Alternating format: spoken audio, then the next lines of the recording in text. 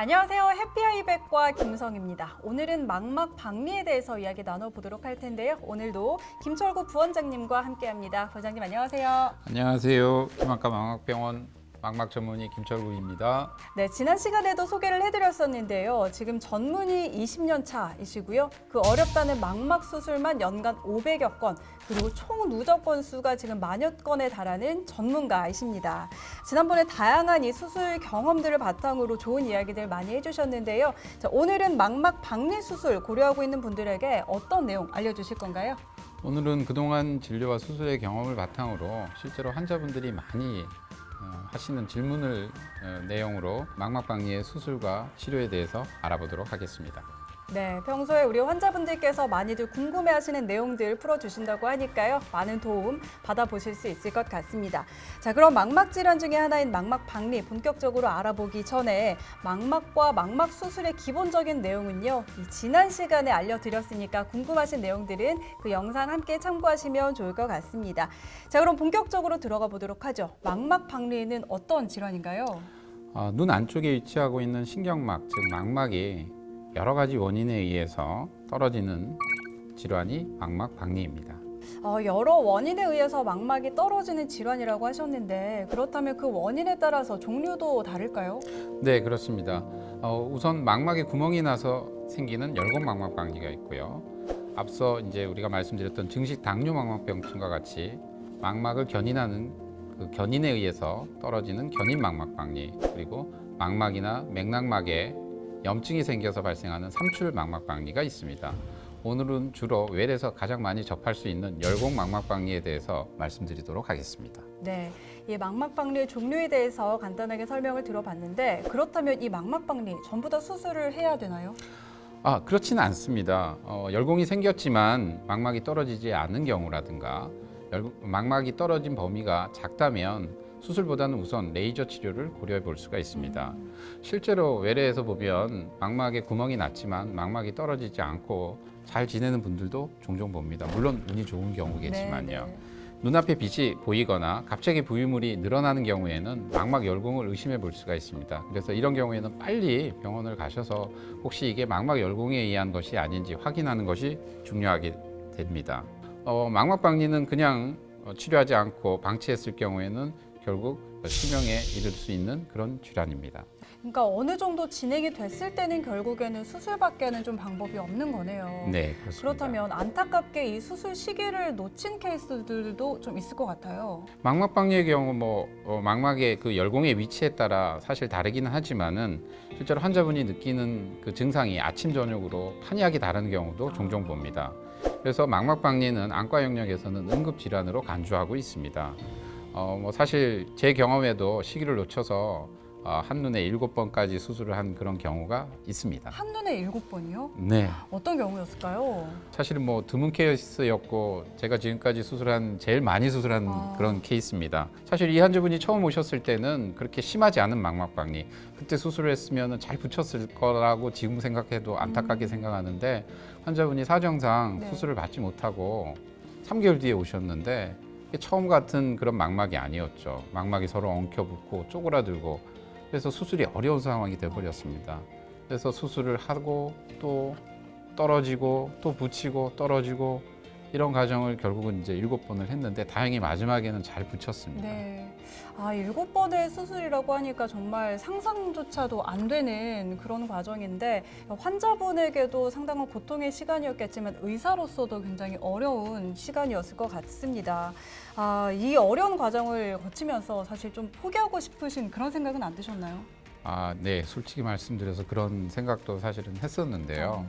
제가 아니면은 이분이 어디 가서 망막 수술을 받을까라는 어떤 그런 책임감도 있었고요. 또 다행히 환자분이 저를 믿어주셔서 수술을 할 수 있었고 결과도 그렇게 나쁘지 않았었던 것 같습니다. 아마 이 환자분도 그렇고 우리 부원장님도 그렇고 서로 이 신뢰가 쌓였기 때문에 그 힘든 과정을 잘 버텨내지 않았나 이런 생각이 듭니다. 만약에 망막 박리 진단을 받으셨다면 그리고 수술을 결정을 하셨다면 미루지 않고 꼭 제때 수술을 받는 게 중요하겠다라는 생각도 드네요. 그렇다면 수술법은 어떻게 되나요? 망막 박리 수술은 크게 공막 돌융술과 유리체 절제 수술이 있습니다. 먼저 공막 돌융술은 열공이 크지 않고 박리된 범위가 넓지 않은 경우에 우선 고려하게 됩니다. 반면 유리체 절제술은 구멍이 여러 개이거나 그리고 이미 망막 박리가 많이 진행된 경우에 주로 시행하게 됩니다. 네, 그럼 이 두 가지 수술법 영상으로 같이 볼까요? 예, 먼저 공막 돌륭술을 볼까요? 네.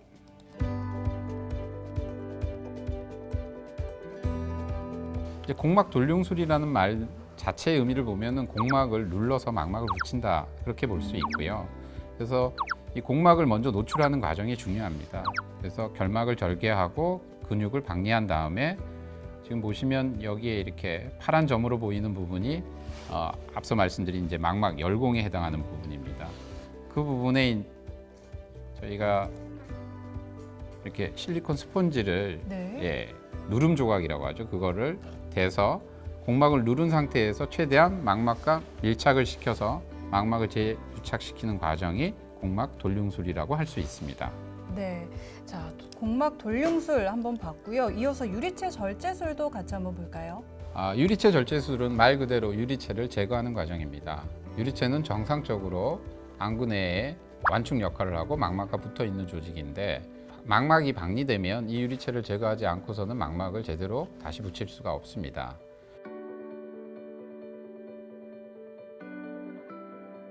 그래서 유리체 절제술은 눈에 구멍을 3개 내서 안구의 그 안내 조명기구나 유리체 절단침을 이용하여서 유리체를 제거하는 과정이라고 말씀드릴 수 있습니다.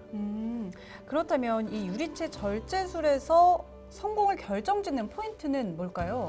떨어진 망막에서 유리체를 얼마만큼 깨끗하게 제거하느냐가 가장 중요한 키포인트라고 할 수 있습니다.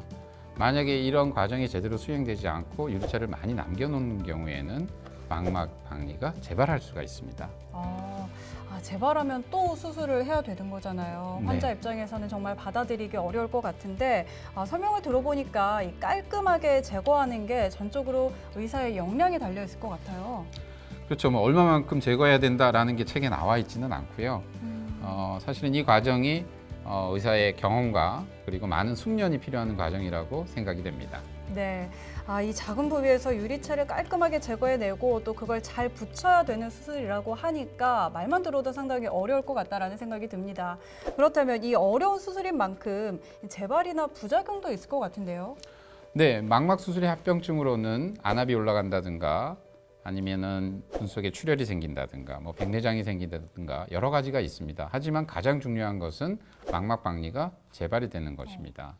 이와 같은 재발을 막기 위해 경험이 많은 의사에게 수술을 받는 것도 중요하지만 수술 후에 환자가 얼마만큼 안정을 잘하고 자세를 잘 유지하느냐도 재발을 막는 데 굉장히 중요한 역할을 합니다. 그렇다면 이 환자의 수술 후 관리는 어떻게 해야 하나요?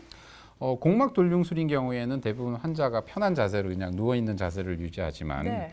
유리체 절제술은 유리체를 제거하고 그 유리체에 있는 공간에다가 게스나 아니면 실리콘 기름을 채우게 됩니다. 그리고 이와 같이 박리된 망막을 안정시키기 위해서는 약 열흘에서 2주 정도의 일정한 자세가 유지가 필요하게 됩니다. 뭐 고개를 숙인 자세라든가 아니면 엎드린 자세라든가. 네. 근데 사실은 이 과정이 환자한테도 굉장히 힘듭니다. 환자분들이 오죽하면은 수술은 다시 받겠지만 이 자세는 다시 못하겠다라고 얘기할 정도니까요. 근데 아무리 수술을 잘해도 이 과정을 제대로 수행을 하지 못하게 되면 망막이 잘 붙지 않게 되고 그래서 재발의 원인을 제공하게 됩니다. 재발의 원인까지 제공한다고 하니까 이 수술의 완성은 수술 후에 또 환자의 사후 관리에도 달려 있다 이런 생각이 드네요. 이 환자분들께서 본인의 역할도 중요하다는 점 꼭 챙겨 가셔야 될 것 같습니다. 자, 이렇게 오늘도 우리 부원장님의 다양한 임상 경험 이야기 한번 들어봤는데요. 망막박리 진단을 받은 환자분들 궁금증 많이 해소되셨을 것 같습니다. 다음에는요, 망막 수술 중에 망막 점막에 대한 유익한 정보로 다시 찾아오도록 하겠습니다. 부원장님 오늘 말씀도 고맙습니다. 감사합니다. 네, 여러분의 눈 건강 해피아이 김한과 병원이 함께합니다.